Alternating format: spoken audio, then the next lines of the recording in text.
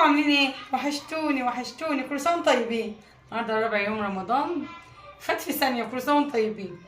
هنعمل قطايف. بسم الله. نشفت الطاسه خالص واحط بقى ايه زيتي، زيت خفيف. بسم الله الرحمن الرحيم. الزيت سخن اهو، انزل فيه على طول. ما شاء الله. انا حاشيها زبيب وبشر، ما بحطش فيها فول، ما بحبش فيها فول.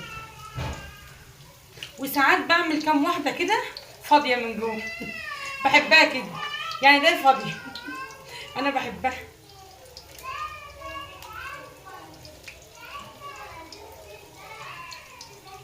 بسم الله الرحمن الرحيم. صلوا على سيدنا محمد عليه افضل الصلاه والسلام. الا بذكر الله تطمئن القلوب.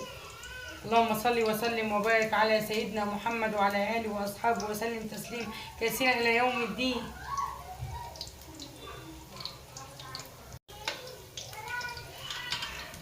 انا عشان ما جبتش قطايف لسه الا النهارده بس، كنت كل مره بجيبها اول يوم رمضان. انا بحبها جدا. مين اللي بيحبها زي كده؟ حاسه ان في حاجه ناقصاني. اه والله بحبها وبحب اعملها ناشفه، ما بحبهاش اللي هي الطريه دي. بخلي الشربات يكون ساقع وهي سخنه، او هي سخنه والشربات ساقع عشان تطلع معايا ناشفه. لكن لو عملتها ساقع سخنه وسخنه تطلع معايا طريه. خلي بالكم من الحته دي.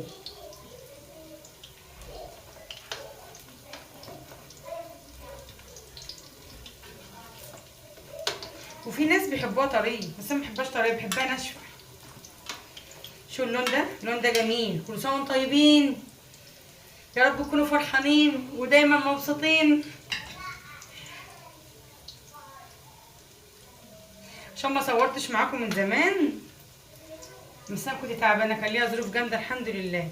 حاسه ان حاجه ناقصاني، خدته عليكم والله العظيم، خدت عليكم خالص.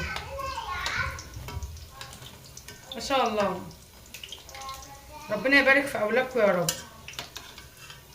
بحب اعملها انا اللون اللي هي الذهبي ده. شو ما شاء الله ما شاء الله. هو الشربات اهو اللي كنت عاملاه اهو.